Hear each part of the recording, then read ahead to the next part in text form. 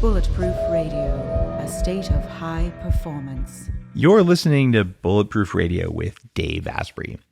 Today's cool fact of the day is that chemicals in biodegradable food containers can actually get into your compost. So you might have good intentions. You say, I'm going to compost these biodegradable food containers so it doesn't end up in a landfill, but we might be doing some bad things to our health with that stuff. Those food containers have a substance called perfluoralkyl in them and another one called PFAS that repel water and oil. Problem is that those persistent chemicals can come out of the packaging and end up in compost. And when the compost is used, plants can take the stuff up and then you get it. So studies have linked it to things like lowered fertility and birth weight and maybe even some kinds of cancers. And they found these, and researchers found these things called PFAAs in compost from 10 commercial facilities. And when food containers were composted, they had concentrations of 29 to 76 micrograms per kilo. And when the facilities didn't accept these biodegradable containers, the soil had less than 8 micrograms. So that's almost 10 times less of a toxic chemical. And researchers analyzed the compost because Washington State was concerned it might have been a mistake to allow composting of food containers. So why is this relevant for you? Here's the deal. It's possible to make soil that you don't want to use. And you could say, look, I'm doing a good thing. I'm using this compost. The compost in your compost pile, if you still keep one, living on a farm, I have a very large one, but it's the same as what's in your gut. So you can have a gut that sort of runs, and it's about what you put in it. So just because something can biodegrade doesn't mean you want it to biodegrade. Maybe we'd be better off just burning all that plastic and even synthetic plastic, capturing the carbon, capturing the toxins, and doing something constructive with that instead of spreading it into our soil and putting it back into our guts. We're going to have to do something about all that stuff, and I'm thinking about it a lot, working on it, and I think the industry at large is working on it. I would say the solution isn't out there yet, but there are enough smart people on it that I feel good about it. In the meantime, healthy soil and healthy microbiome, same basic thing. Today's guest has nothing to do with compost, nothing to do with a healthy microbiome, and everything to do with solving the world's biggest challenges. I might argue that healthy soil is among the world's greatest challenges, however. He's the founder and CEO of Kairos, a venture fund that funds companies that actually are going to make a difference and probably make a profit. Since Kairos was started in 2012, it's helped launch and grow more than $6.5 billion worth of companies that are solving problems in things like healthcare, expensive housing, student debt, transportation, taking care of kids and elder people, and even just stopping burnout, which is exceptionally cool. And the guy who runs Kairos is Ankur Jain. And he's said, look, his goal is to fundamentally change the way we live for generations to come. And the reason he's in a position to do this is that he started and sold his own company before he was 30. In fact, he's not even 30 yet. And that put him in a position to really see the plight of his peers, to experience it and to start making a difference a little bit earlier in life than a lot of us are blessed to be able to do. Ankur, welcome to the show. It's good to be here, Dave. Now, Ankur, what is Kairos? Kairos. Where does that name come from? So, Kairos in Greek means the right opportune moment, right? And I think something that you and I have talked about a lot is that in life, finding that moment in time where you can start to do things that matter is so important. And I think right now we're in a state where without doing anything about it, we have a generation who is saddled with debt coming out of college, barely able to afford rent. We're dealing with climate change issues that could pose an existential threat to humanity. And we can't just sit back anymore and hope that governments fix this, right? We need people like you, people like a lot of the listeners here, and people like the groups that we work with to actually start finding new ways to fix it. And I think right now is the best moment in time for entrepreneurs to have the capacity to actually solve these problems. All right. You started a company called Human and sold it to Tinder. You were a VP of product at Tinder, a company really working to make the world a much better place by increasing our ability to have hookups, right? So I'm just gonna have to ask this: like, what makes you qualified to solve these problems, my friend? Look, it's fun, same thing we always talk about, and I know you and I have talked about this as well. Is that sometimes it's actually being the dumbest guy in the room that gives you the best edge at tackling big problems. That does not describe you. I know you pretty well. You're not the dumbest guy in the room. And I kind of ask that tongue in cheek because people, ask me that all the time. And in fact, I suppose we should just mention it. Your dad is Naveen Jain, who started Viome, who's been on the show several times. And he's like, I have no background in microbiology, but I'm starting a company, and that's what makes me qualified because I just did it. So it was a bit of a tongue-in-cheek question. Like, look, I'll give you an example, right? So take one of the companies that I started about a year and a half ago, and as we started digging into this new Kairos mission, right, which our focus now is how do we help this young generation of my peers, our friends, millennials, like get ahead in life with all these financial constraints, right? And so, look, have you rented before? Have I rented? Yeah. God, yes. I used to scoop ice cream at Baskin Robbins. I welded Toyota truck frames. I worked in an auto parts warehouse for 5 years. You bet your ass I rented. So what is more frustrating than not only are you paying half of your income on rent, but then your landlord, when you want to move in, also wants to take your whole life savings, right? It's like, Give me your first month rent, your last month rent, your security deposit, your firstborn child. It's insane. And what I realized is that for decades now, we've just taken this for granted. It's just like, yeah, that's just part of the process of renting. You have to just give up your life savings, right? But things like security deposits, which cost thousands of dollars, don't have to exist. And so about 2 years ago, again, a year and a half ago, we started a company called Rhino, right? It was under Kairos. And we said, rather than paying a security deposit, what if you could just pay $5 a month for insurance, let the insurance company protect the landlord, and you get to keep your life savings, right? Something so simple that everybody in real estate had just assumed is part of how things can be done, and why bother changing? We're now changing with a simple idea, right? Like that doesn't take a genius. That just takes asking the dumb question of why do we have to lock away all this money when you're not even doing anything with it?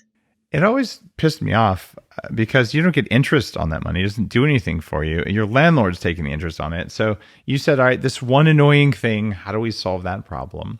And it maybe you felt it. It's kind of funny. We were both on the Build series in New York City, which ends up on the homepage of AOL. And I didn't realize that you were on, they were recording with you right after me. So we kind of crossed paths in the hallway. But on that episode, you talked about how 40% of millennials don't have any savings. And that's relevant for everyone listening, because here's the deal. You have millennials who work with you in your company. You may have millennials as kids. You may be a millennial. But if 40% of a major part of the people in your life don't have any savings, and no savings means one bad thing happens, you get a flat tire in your car and you're hosed, what kind of a world does that create? Will there be people who are hungry enough to steal things? Yes. Does it just create an environment of kind of toxic need and fear and stress and things? It does. Like you have to solve that problem to create the kind of world you want to live in, no matter how much or how little money you have. Right. And so I was stoked that you were talking about it, but okay, so you solve the rent thing where, okay, you get to maybe have some in your savings. What else though? But think about that simple thing though, Dave, right? Just to go back to that, guess how much money is locked away in security deposits that otherwise could be savings for just everyday Americans? It's got to be like $100 billion or something. Yeah, it's $45 billion of cash, right? Just sitting there doing nothing. And you don't even know if you're going to get it back because it's not sitting there doing nothing. The landlords are using that money. They're earning interest on it. They're probably they're not allowed to by law. Oh, really? That's the crazy part. It sits in escrow accounts. It's capped at 1% interest. It's not even allowed to generate meaningful returns. That's stupid. So I didn't even know that. It's just stupid. Yeah, it's just dumb.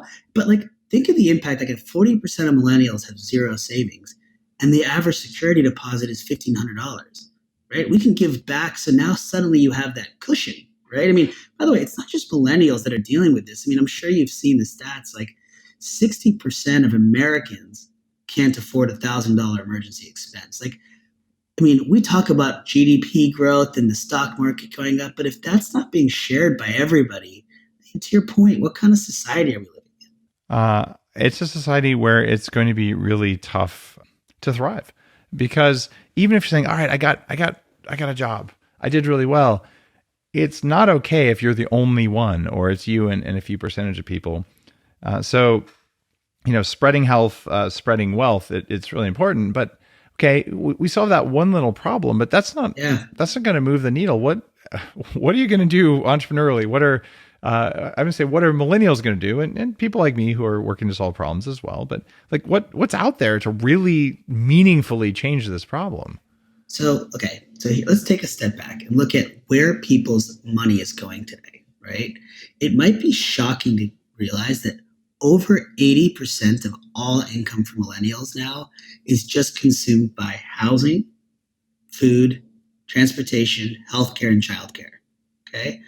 And the remaining 20% for about half of millennials is now going to just student loans, right? So we got to think about, from the moment you graduate, how do we set you up for success, right? And so simple things like saving money upfront on rent, like Rhino. But like, let's say you're getting to your 30s now and you're ready to start a family.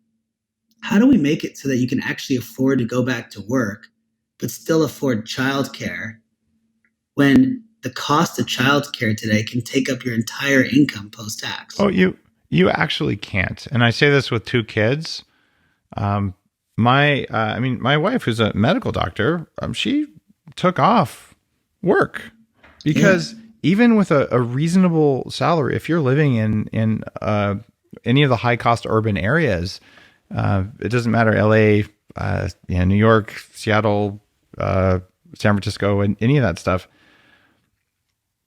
I mean, I've had this conversation with a lot of my Wharton grad friends. I mean, these are people who are VPs at companies or senior executives. By the time you pay for preschool and the time you pay for things in these cities, you're looking at $40,000-$50,000 in post-tax income. And it doesn't pencil. It's unbelievable. Yeah. But look, there are ways to fix these things. And this is what we need to be doing more of, right? Like, we can't rely on the politicians to figure this out. We got to find new business models that work for the financial realities of this. All right, solve childcare. Tell me what you're doing with that, because I know you're working on all these. I want to know, like, how are we going to fix the world, man? All right, childcare. So look, I think here are two companies that we've launched that at least can move us forward, right? And I think you got to do a lot to keep solving this. But the first is we realized, in any given neighborhood, there's probably one family who would rather stay at home and take care of their child and be with their child than go to work and spend all their post-tax income on childcare anyways, right? So how can we help that family turn their home into a licensed, insured childcare center? So now you can actually stay at home, take care of your child, offer to take care of a couple other kids, and in the process, we can provide a more affordable childcare center for the rest of the neighborhood, right? It's like a simple concept. But this company called My Village has now opened up over 100 childcare centers just across right now kind of the Pacific Northwest and West Coast, right? And if you think about that, you're creating jobs now for families. You're letting other families share in the benefit. You're creating highly trained, insured, safe childcare spaces, right? And in the process, you kind of bring down that barrier for a lot of these families who otherwise don't have an option. Right? Does that make sense? It makes sense. So it's sort of distributing the problem so that more people can do it. Although, I mean, childcare is a deeply personal thing. You really, everyone's looking for the perfect nanny, the perfect babysitter, is not going to yell at your kids, not going to lock them in a closet, or do any of the other bad things that traumatize people unintentionally do to kids that affects kids' development. I mean, do all these people have, telemonitoring in place so you can always watch? Yeah, no, this is why this is so important. I mean, look, part of this is making sure that you have the standards just so high. So when we bring people on, we're training them. Every facility that we set up has the nanny cams, the different types of education styles. So by the way, to your point of being personal, some of these parents train to be Montessori school style childcare centers of education. Wow. Others are doing other parts. So you can actually pick what type of learning environment, what type of care you want for your child. And there's somebody in your local area who can provide that. Right? Wow. It's an active service, because one thing that I've heard, there's something called mommy brain that happens after you have kids. And keep in mind, my first book was a fertility book. My wife's a medical doctor, and she does fertility coaching for celebrities and CEOs and people like that. So she deals with clients who experience this, very high performing women. And afterwards, sometimes your brain's a little scrambled by hormones and things like that. But it comes back online, and then there's this kind of sad period where you're going, I'm smart and capable, and I'm at home doing things that I, on one hand, love. On the other hand, I just need to do something with my brain because I'm stagnating, right? And so she's talked about this with a lot of her clients, but oftentimes there's no option. And so what you're saying is, if you could get your kids in an affordable way out there, most of the moms I know, if they could just get even 10, 20 hours of adult work without the constant interruptions, it's life changing. It's a breath of fresh air. And we used to have that in villages because the kids would all play together, and so that would be a societally changing thing. And by the way, like, we need it, right? I mean, 70% of millennial parents now both go back to work because it's stimulating and because you need the income. Yeah. Right. So we've got to create a way to do that. And by the way, there's also there's a bunch of different life hacks around this too. So like, we realize that most people don't actually have easy access to their tax credits for childcare. Like, I don't know if you realize this, but you can actually get $5,000 of tax-free dollars to put towards your childcare. And the average childcare cost annually is $10,000, right? So that can be a pretty meaningful amount. And so the other company that we're helping set up to fix this it's called Kinside, and it basically lets you have a network of schools. Think of it like a class pass for daycares, right? And you can go to any of these childcare centers within our trusted network. They've all been vetted to be the highest quality care, et cetera. And it automatically pulls from your FSA tax credits to help cover that cost. So you can save up to 50% of your cost annually just using this network.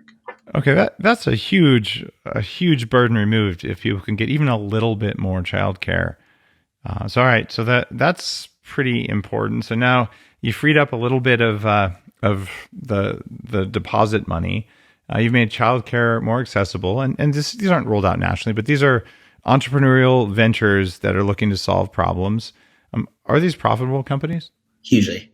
I mean, look, this is the irony, right? The biggest problems in the world are the biggest opportunities, right? And if you think about the things, I mean, these markets we're talking about, housing, childcare, healthcare, these are the largest industries in the world. They're just not built. They're antiquated. They're not built for the financial realities of our generation, right? So it's time, just like any other antiquated sector, for us to go disrupt it and go rebuild it for a way that works. A lot of people don't know about the baking powder wars. Do you know anything about baking powder? No, tell me. It goes back to what you just said about these problems out there. Go back 100 years. You know what women did with about 2 hours of their day when they on top of their childcare? No. They made bread rise. Okay. And it was a serious burden every morning. Wake up at an extra hour early, knead the bread, make sure it puffs up. And I mean, that sucks the life out of you after a while. So when baking powder was invented, like, oh my God, I get an hour of my day back. Do you know how precious that is? So these two companies formed, and they had these incredible marketing wars with each other. Ours is better than yours. And some of the consumer packaged goods companies to this day are still using techniques that were pioneered to basically sell a very basic chemical. Our basic chemical is better than your basic chemical.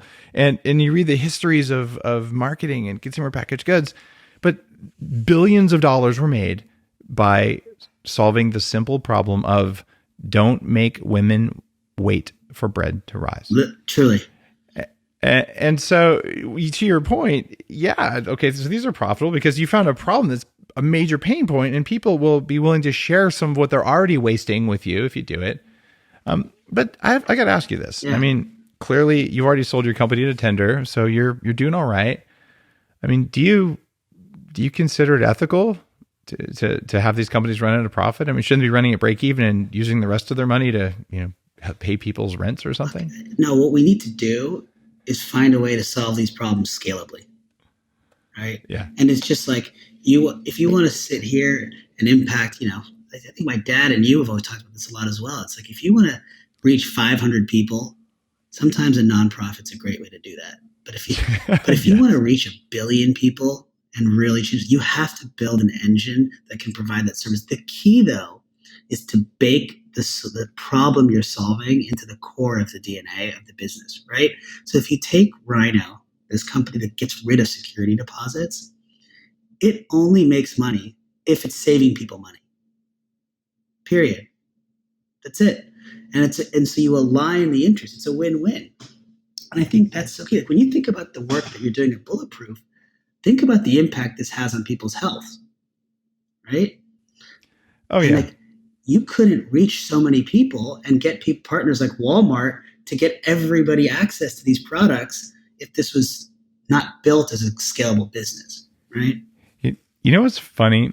I actually ran an anti-aging nonprofit group for something like 10 years before I started Bulletproof.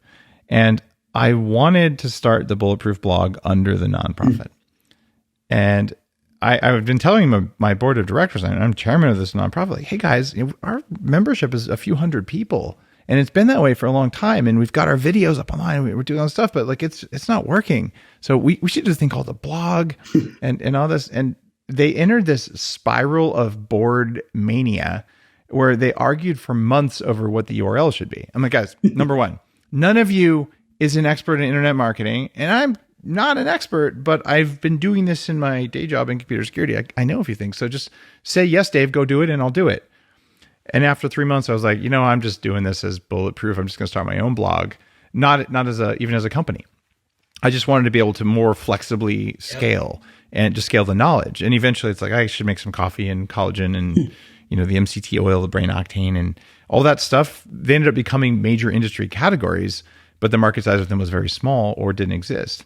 And the moral of that kind of long story, or the lesson in it, is that even to this day, the vast majority of the income, when you buy a collagen bar, what happens with that, it goes back into the company so that we could take it to Walmart, so that we could make the next flavor and all that. That's so right. It's not like entrepreneurs are stealing from society. They're creating stuff people want. And most of what you pay a company goes back into paying the people who work for the company and goes into continuing the mission. Because I can tell you, this podcast probably wouldn't exist if people, weren't buying some Bulletproof products. Right? It's and funny, all that. We talk a lot about these problems, to your point, like not just nonprofits, but often as like government problems, right? Yeah. And obviously we're in an election season right now, and we're spending a lot of time thinking about who's going to be the Democratic nominee to take on Trump. How do we have these hard debates asking the tough questions of President Trump, of the Democratic candidates, et cetera? But here's the reality, man. Like, Jeff Bezos is basically already president, right? I mean, you think about the reality today is that technology companies and businesses are as powerful as governments. But what we need to do is make sure that we hold businesses accountable, and we have to hold entrepreneurs accountable to solving problems. And one of the reasons I love the opportunity for small business startup entrepreneurs to fix this is, unlike a candidate where you vote once every 4 years and hope they fix your problem, as a startup, your customers are voting on your solution every single day, right? If they think that you're solving the problem better for them, they will pick it. And if you don't solve the problem, you won't exist in a year. Every dollar you spend is basically a direct democracy vote at the end of the day. And I tell people, don't buy industrially fed animals. Don't buy feedlot animals. It's unethical because it's bad for the animals. They're cruel to them. It's bad for the soil, bad for the environment, bad for your health. It's not okay. And when people do that, don't buy products that are full of ingredients that are bad for you. And when you do that, suddenly the big food companies see their revenues go down by 20%. And like, what did you want? You wanted to buy grass-fed stuff? Let us invest in farmland that makes grass instead of some sort of Monsanto soy, whatever. And that's actually how you change the world. And whether you vote doesn't do anything compared to what you buy. That's right. So I love it that you said that. Do you find that, and I know you're not a spokesperson for all millennials, there's no such thing any more than I'm a spokesperson for all Generation Xers, but amongst your group of peers, do you find that there's a big disenfranchisement with the political process, or are you seeing a lot more engagement in it? I think we're right now, especially regardless of your political views, it is so important to be engaged politically too, right? If nothing else, to help set the values for this country, right? But because do you really think that being engaged in the political process sets values more than just like actually acting out without, hey, I'm going to live with kindness and help the people around me? Totally. But like, you know what? Here's the reality. I think what drives change on a daily basis is where you spend your dollars, right? Yeah. But what helps shape culture, I think, over time is the conversations that we force the politicians to have, right? Because that takes up the media cycles, which takes up this kind of the coffee table and the water cooler conversations, et cetera. So like, I think, for example, like bringing climate change as a focal point just drives that conversation every day so that more people are then aware. It becomes part of culture, which means you're spending your dollars more smartly, to your point, which then drives the businesses to make the change we need, right? Okay. And so I think there is a play there. But look, this all only works if we also make sure that we have choices for people where they can pick a more sustainable, healthy option, or if they can pick the housing solution that's more affordable. So, if you hadn't gone out and created these products with Bulletproof, people might not have had that option to spend their dollars in a more sustainable, healthy way. One of the core disruptive tenets for Bulletproof is that people are happy to spend a small amount more on stuff that makes them feel good, because what we value most is our energy. What we value second is our time. Yep. And if you can get a little bit more of either one of those, you're like, heck yeah, I'd be willing to give up some money for that, totally. Even if I have very little. Those are your most precious assets, regardless of where you are. So if the food works better than other food, you'll say, I want that. And not taste better, it should taste good too. But I feel like it's that way across every solution. You save someone a little bit of time, and man, you don't get that back. I mean, think about, you talked about this earlier, but like, when millennials now, it's kind of crazy, but we're becoming parents now, right? I mean, 80% of new parents are millennials, right? Like we're old. Mm-hmm. And one of the things that's so interesting, you talk about time. Well, again, 70% of us are going back to work after having kids, both parents, right? You're trying to figure out what to do with childcare. But you remember we talked about the bread rising? I mean, yep. How much time do parents spend having to try to make food for their kids? Like you're making it all day, you're keeping it refrigerated, you're making it again the next day, it goes bad. It's like these little things that end up, in effect, costing you money, costing you time. And we don't even know if it's the best thing for their kind of development, right? Are we getting the right nutrients? You know what's really funny about that? This morning, we sat down with my kids. They're 9 and 12, and we're like, hey guys, this is mostly my wife, Dr. Lana. It's like, hey guys, I've been making food for you, and I make some food, but I'm a CEO and I travel, and so I make less than I prefer because I'm good in the kitchen. But she's like, I'm done with making food on weekends. So here's the deal. On the weekends when Dad's home, he's going to make food one day, and the other day you guys are going to make food, right? so you're in charge of what the family's going to eat, and if you want, we'll get you recipe books. We'll teach you how to do whatever you don't know how to do, but it's on you. And here's the kicker. And if you don't want to do it, that's okay. We can all practice intermittent fasting. And the kid's like, what? Okay. And so they're kind of excited and kind of annoyed that it's another chore. But that conversation literally happened the same day here because, Lana's like, I got stuff to do. And I like cooking. I like caring for my family. But seriously. It's so much time. And it's even harder when they're babies, right? Because you can't just give them the same food you're eating. I mean, and you've met Lisa. And, So my girlfriend is also an entrepreneur trying to fix some of these problems for a generation. Oh, yeah. And so she said, this is crazy. And so she started a company called Little Spoon, which I think, you've tried as well. And it's just like, why can't we find an affordable way to deliver every new parent fresh, healthy food for their baby right to their door? Right. Yeah, it's possible. But man, the history of baby food is horrifying. I mean, they're like, how do we put the cheapest crap? And to this day, most parents, they sit down and say, I'll take the kids menu because it's cheaper. I'm like, have you looked at what's on the kids menu?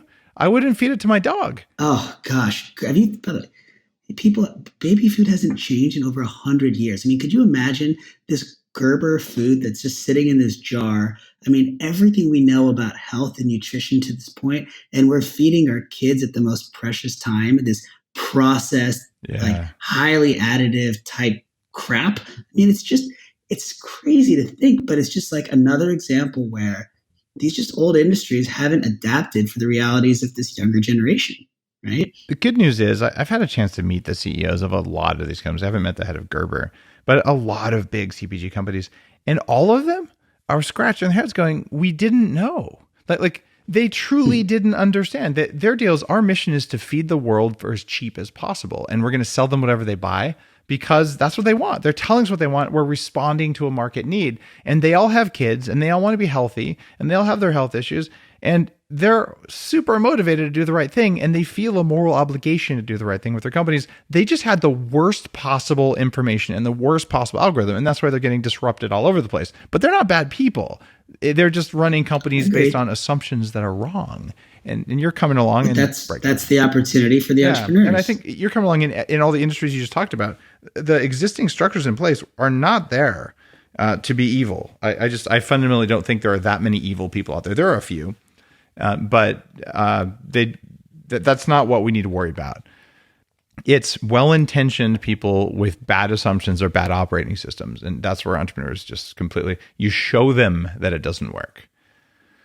Yeah, look, it's at the end of the day, I think we have to just find ways to help people have more savings and have more time, right? And there are a lot of ways we can do that by just focusing in on some of these really broken old industries that have had bad information for so long, and we can just create the right way so people have access to it. Now, you talk about how you use data to identify problems that you want to go after. What does that really mean, or is that marketing? No, look, like anything, right? You got to understand some of the most basic information first. What are the life needs that are hurting people the most today, right? And if you start to look at, you make all this money, where is that money going, right? And then what can we do from that point to actually move the needle in the biggest way? And if you think, again, like the biggest data we continue to look at is savings for this generation. I mean, right now, millennials will never be able to afford a home, which is the greatest equity opportunity for most families. I mean, because they're never able to save enough by the age of 30, 32, 33, 34, right? Well, you sound like an old guy. So think about it. No, I mean, look, I am getting old now, right? I'm 29, so, But I mean, if you think about it, unfortunately, the greatest driver of inequality is the ability to access equity or not, right?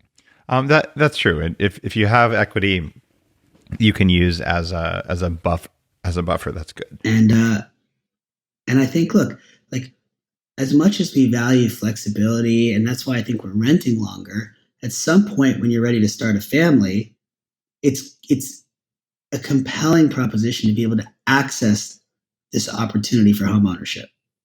Well, one of the things that makes it compelling, there are very few places suitable for families to rent. You go to the average apartment complex. I know. I just was looking around in Seattle and in the larger cities where I live, because I was looking for a place I could use when I'm traveling that's closer to an airport. And what I found was they're all 540 square feet. One bedroom for one or two people to live, and you see this entire high rise of condos, and there's 2 places that are 3-bedroom. So we're sort of forcing families out. But to say you should own a home, I mean, I know so many people who just lost their shorts. They bought at the wrong time. It's a huge amount of economic risk. I kind of respect the millennials who are like, why would I own a car? It's really expensive and kind of dumb, and I'm not going to use it most of the time anyway. Why would I own a building? I'm just going to get a good rent and go do fun stuff. I mean, is this a bad thing? So it's different between cars and housing, right? Like cars now, companies like Lyft, for example, have made it affordable and accessible to not own a car, right? You can get around because that option exists now, right? To your point, if you're starting a family, there just isn't a great supply of homes that you can, first of all, rent, right? And if you're going to be spending half of your income on something in the same place for years and years and years, then it's probably a good idea to be getting something back for it, right? I mean, it's crazy that you get nothing back for such a big expense. Yeah, if it is more expensive, and the rule that's very basic is you should buy a home when your house payments are less than rent.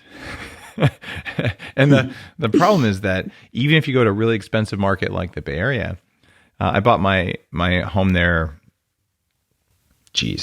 like in 1997 or something like that, because I looked around and rents were expensive back then. They're insane right now. And I found a place, 45-minute commute, and my rent was my house payment was half of what rent would be. And it was a great deal. And I sold it 2 years later for 50% more than I bought. It was, an early win. And the place cost, by the way, $112,000 when I bought it. So that's really cool. That's like your annual rent. Exactly. But if I was to go to San Francisco now and say I'm going to buy someplace, you're going to spend $1 million for a teardown in a halfway decent neighborhood. I mean, it's gone nuts. You're probably not going to be able to afford that. And even if you can afford it, you're probably not going to make a lot of money on that. By the time you pay your property taxes and everything else, it's not a good investment. It's a terrible investment. Yeah. I mean, look, time will tell on those. San Francisco and New York are very weird cities, right? These are like the capitals of real estate where prices are so high. Outside of San Francisco and New York, the cost of owning a home is substantially lower than your rent every month. Right? When that's the case, then you make a clear case. So I mean, these are big societal issues there that we've got to solve there. And as an investor, I think it's cool that you have this filter that's very different, and I think in part because of your experience set and your age, and you have the same like screw that, we'll just fix it kind of mindset that you probably got from your dad, because I'm good friends with your dad, and I see the commonalities there. But I also want to know, he's one of the guys who's fastest at calling BS on something. Yep. So at Kairos, your venture fund, what is the dumbest idea? I don't want you to name the company and be humiliating to entrepreneurs or anything like that, but what's the dumbest idea that you've just rejected, like outright? Oh, dude. Look, I think this is actually a culture of Silicon Valley problem. I mean, I remember I asked somebody what their biggest problem they were trying to solve was. Another venture firm that you would know the name of, and they do spend a lot of money. And they said, people just don't have a way to hold assets digitally. That's the biggest problem. So we're investing in a virtual gifting app where you can buy blockchain-based objects and gift them to people as if they were real assets. And I said, that's the biggest problem in the world you guys are solving right now. I mean, it's like this is, I think, the challenge right now. It's like you have real problems in the world, real problems, right? I mean, do you need like another blockchain-based gift app or another like Alexa-enabled toaster right now? Like, I don't know. Sorry, I don't know that one. There's something I jokingly with friends call the masturbation business model. Like it's like it feels good, but it actually doesn't create anything when you're done. Right? and I see a lot of these things. Like, guys, why are you putting your life's effort into this? right? Like, why would you spend 5 or 10 years and probably most of your assets personally, if you're the typical kind of entrepreneur, solving this problem? Like, why does it matter? And then you wonder why those businesses don't work, right? It's because there was no problem to solve in the first place. Yeah, like, well, look, I'm doing something. You're like, you're not doing anything that's gonna do anything. But do you have an insight into what mental models or cognitive traps lead people to do that? So I think we have this tendency to reverse engineer the problem based on an idea we have, right? And I see this a lot where you'll ask somebody what they're building and they'll start to justify in their head why something is a problem with a very non-data driven way, right? So you'll just start to look at, like this entrepreneur who and this VC together who genuinely felt that this was the biggest problem. I mean, if you just went out and ran some basic data testing, just even running a landing page test, that's just the problem. Do you wish you could hold your, objects digitally? That entrepreneur would have saved themselves a lot of time and money. I don't know. I mean, like when you were starting Bulletproof, right? I'm assuming, that the process you went through to identifying the problem wasn't just coming up with a solution first. You started with a problem, right? Yeah, we started with a token-based protein bar. Yeah, who was going to download it, and it was you could only use Bitcoin to buy. But like it's so yeah. funny, You go out and you ask people what's going on, and they're like, I can't buy convenient food that's made out of good stuff. Like the whole clean label thing has changed a lot since I started it, but the bottom line was people felt they had no control over how they felt. I'm like, there's things you can do for that. Let me give you control of your own biology. And it's mostly knowledge and a little bit of making food the right way. Yeah. And here, let me do that for you, kind of a thing. But it was really years of talking to people and realizing that the issue was not health. That's right. Yeah. And I think this is the key, right? It's starting with like, what are people feeling as the problem, right? You want to build the Advil, not the vitamin first, right? And if we can identify the pain, identify the problem, which today, I think to your point, it's like you feel a little bit out of control in life because you can do everything right. You go to school. I mean, going to, by the way, a state school today, you're talking $40,000 a year. That's insane.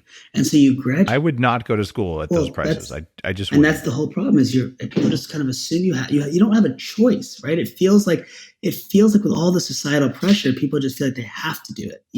And part of what I think the opportunity for an entrepreneur is to show other ways to get around this, right?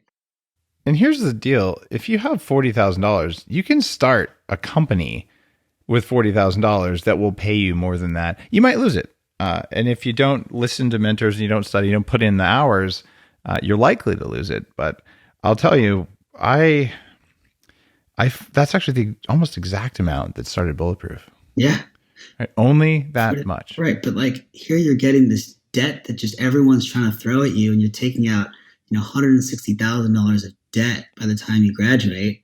And again, I just think that is a problem. This whole idea that in order to just make it in life, that you seem forced, you have no choice. It almost feels like to just spend all of your money on housing and student loans, et cetera. I mean, that's crazy, right? It creates unhappiness, and you don't want to be in a world full of unhappy people. Oh. And I mean, the studies are showing a huge increase in anxiety and depression for teenagers and millennials. They don't know if it's because of increased smart device usage, which is probably part of it, or whether it's these basic things that crushing debt, working a side gig, driving for Uber or Lyft, and your day job and student loans and all that kind of stuff. Like it is not like it was 20 years ago. It's unreasonable and it's unfair. And then you've got all the other stuff going on around health. So I want you to say, based on all the studies you've done, all the things you're looking at with Kairos, there's 3 kinds of health that are important for everyone, but the things that are hardest maybe when you're just getting started. There's a financial health, there's physical health, there's emotional health. Like, give me your top pieces of advice for each of those. Start with the financial health. What should people getting going focus on first? So the first thing everyone should do right now is whatever student loans you have out there, you should make sure that you refinance them and lock them in at a fixed rate, because a lot of people are just given variable interest rate student loans. And that little life tip and hack can help save people so much money over the next 10, 15 years. Because a lot of these guys, as interest rates rise over the next couple of years, can find themselves with all these sudden expenses that you didn't expect. That is such a killer piece of advice. I had very large student loans because I went to Wharton, and I ended up locking them in at 2% interest when there was an interest rate drop years ago. And I finally just finished paying them off because I didn't want to pay them off. 2% money is almost free. So they were much less painful that way. So great piece of advice. Right now is the time to do that. Interest rates are low. Okay. So I would definitely do that. Second thing I would do is, again, find a way with your rent today to keep it below 50%, right? So it sounds, people say 30%. I'm saying that today rent has gotten so high that if you can find a way to like spend 2-3 years of your first renting years living with an extra roommate, living in a slightly cheaper place, and put that money towards savings, you'll be in a better position than over 60% of the other millennials out there, right? And that little edge got it. So can be a huge difference. Control your rent, okay? Physical, what do you recommend there? God, you're the expert, Dave, when it comes to physical. Yeah, don't eat crap. Don't eat fried stuff. There we go. It's pretty straightforward. No, drink less. There we go. Okay. It's so funny. Like, are you a big? I know you are kind of all over the place with this, but like for me, I'm really not the best in terms of like going to the gym and stuff, right? Neither am I. Going to the gym can be expensive, but more importantly, it takes a lot of time. And there's this thing happens after you exercise, you get tired. And I'm like, I don't know. I'll do the minimum gym necessary to get the biological outcome I want. And I don't want to spend a lot of time doing it. I'll just admit that. I have kids. I'd rather play with my kids than go to the gym. So, and I think to that end, like the most valuable thing that you can do from a physical health standpoint is just eating well. Yeah. It's way more important than exercise, but you should do both. It's just, I mean, it's amazing. People think that you can just work out for hours. I mean, your listeners know this, but like what you put in your body makes so much more of a difference than any of the other stuff. It's impossible to work off a bag of corn chips. It doesn't work like that. All right. And also just from a food perspective, I find that people who are single and younger people, they spend incredible amounts on convenient food. Yeah. But I got to say this. If you want to save a lot of money, eat some butter. Because you can go to the store and buy a pound of butter, which is an enormous amount of food, and it's $3 or $4 for grass-fed butter, right? And you can have dinner for $2. Have a couple eggs cooked in butter with some veggies that were frozen. Okay, maybe it's $3, right? Do that a couple times a week. Save the $25 you're going to save on DoorDash or whatever the hell you were using. And that goes right into your financial bucket. So spend your money on quality food instead of convenient food, and watch what happens to your bank account as well as your waistband. And then here's I think a really valuable tip on the emotional side, right? I mean, you talk about burnout and all this. A lot of it is, the sad truth about social media is it just always feels like everybody else has their shit together and doing better than you. And the reality is we're all going through the same things, right?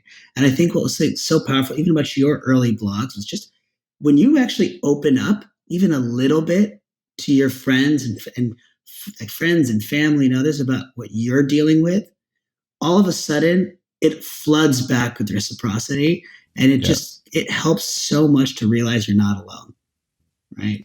Yep. And together you end up finding really great solutions. And I think for some reason, we're so protective about feeling like we always have our stuff together and putting out this perfect image to the world.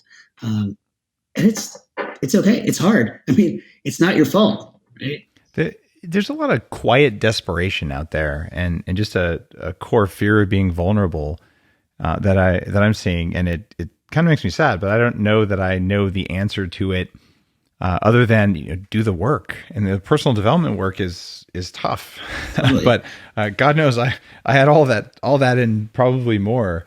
And it took quite a lot of work, and I've written a lot about it. But I would say, whatever it takes emotionally to figure out why you have resistance in your life, and just just go to the root cause and nail it. 100%. Do you have any techniques that work best for you?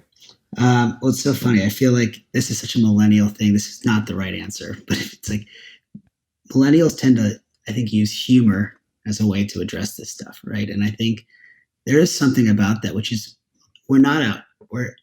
it's okay to be vulnerable through humor. You're right. In fact, JP Sears and Kyle Cease, both in big communities, have been on the show. They both said that. Okay, so you can expose yourself as long as it's funny, basically. Expose yourself in a vulnerable way, not in a rude way. Well, I'll give you an example. Like, you don't want to, I think it's again, I'm a big believer in opening up to your friends, your family about what you're what real. Feeling, yeah. Right. But it sometimes can feel like weird to do that because if you just feel saying that you're struggling with stuff. And I find little things like memes and just sharing memes about things you're talking about with folks is actually a way to start the conversation. And I don't think it's a coincidence that if you look at, some of the most followed accounts on Instagram by millennials, they are these meme accounts that are hitting on these emotional issues of burnout, stress, financial health, etc. Right? Like that's not a coincidence. It's because we see that, we relate to it, and it's a conversation starter to then share with all your friends. All right, so find a way to be vulnerable, even if it's humor. That's a good piece of advice for people getting going. All right, now let's change gears to the other end of the spectrum. How long are you going to live? You've got all the assets you need. You've got access to all these cool people and technologies. You can fund whatever you want, basically, with Kairos. So what's your number? Let's say 150 would be good. 150. Why 150? I think it gives you a chance. I want to get to the point where we as a species are traveling space in a pretty nice. Like accessible way. And I feel like we're 2-3 generations away from that. All right. And by the way, you're saying that I didn't mention this, but you are on the visioneering board for the XPrize Foundation. Yep. So you say that with a little bit of knowledge. I don't think you went on the 10th anniversary XPrize trip to go to JPL and all that. I did. It was one of the most life-changing things. It's actually just where I met your dad. And I actually held things that are going to be driving across the moon, and you look at the insane amount of just multiple generations of human progress that's gone into the current things happening in space, and it's awe-inspiring, and it makes you realize that you think you did something good, didn't you? And you're like, no, human achievement is pretty epic, but it is happening. So I'm with you there. We will both likely be alive to see substantial numbers of people off the planet, assuming we don't all destroy it in the meantime. Something first, and an asteroid doesn't hit us before we're able to catch them. And I actually met the chief guy in the U.S. whose job it is to find asteroids that might hit us and do something about it, which is also fun. So it's like, if you're listening to the show, you probably don't know any of that stuff is happening out there, but it is real. And Ankur, when he talks about that, it sounds like an off-the-cuff thing, but the XPrize Visioneering Board, I mentioned, actually not on this one, a portion of the proceeds of my anti-aging book, Superhuman, that's coming out later this year, are going to the Carbon Capture XPrize. And that's because it matters, and because entrepreneurs can solve it and governments won't. And so anyway, I find it inspiring when you talk about space travel in your aging answer, because no one's ever said that before. Look, there's problems to solve today in the short term, and entrepreneurs can do it, right? And there are giant opportunities and problems to move humanity forward, and entrepreneurs can do it, right? And that's the exciting thing, is that literally the fact that one individual with a crazy idea can fix the student loan crisis, can fix the healthcare crisis, can take humanity to space. I mean, that's a really crazy thought, right? Especially when it gets, you're just going through day-to-day life, it can feel like all we're doing is just small, repetitive tasks at work and for our projects, et cetera. And we can lose sight of just how much impact you as one person can have. And I think that's just really important to remember. Well, perfectly said, Ankur. I appreciate your work, having gone out and started and sold a company before you're 30, the Forbes 30 under 30 list, and then doing all that and just doubling down on saying, I don't want to start companies that don't matter, even if they're profitable. I want to start companies that matter and are profitable so they can self-sustain. I think you nailed it, and you nailed it at at a stage in life ahead of the curve, way ahead of the curve, which is really cool and impressive, and I think is inspirational for other people. Just like, you can do it. Not everyone does it, but if everyone who had success in their life at any age had the mindset that you have, I think we'd solve a lot of the world's problems in a real fast order. So this show is to help spread your mindset to other people, because it's unusual and worthy. And there's a big need right now for us all to address. Like, we just can't get up every day and know that we're in a society where most of our peers and most of our coworkers and most of our family members are just being left behind, right? And we can do something about it. I appreciate that so much. Now, best place to connect with you is probably Kairos, the Kairos, KAIROSHQ.com. And I'm assuming that links to your Instagram and Facebook and all that kind of stuff. Yeah, I'm at Ankur Jain on Instagram. That's probably the best way to reach me directly. Oh, that's right. I forgot you're a millennial. All right. So he doesn't have email. He uses ironic fonts, and he is Ankur Jain. Beautiful. Hey, thanks for being on the show, and just thanks for investing in cool stuff. Keep doing it. Thanks so much, Dave, for everything you do. If you like today's episode, you know what to do. Actually, go out there and start something that makes a difference instead of just making a buck. That's a pretty important thing to do. And well, I guess if you're a millennial, or if you're not a millennial, think about those 3 big buckets we talked about the little things you can do financially to get ahead. And if you're already in a place like I am, and frankly like Ankur is, where you are ahead a little bit, think about what you can do to help someone who needs that advice get it. Sometimes 5 minutes of your time at the right place to someone who's interested and inquiring can change their entire life. And it's not that hard to do. So when you feel called to do it, share that kind of knowledge. Have a beautiful day.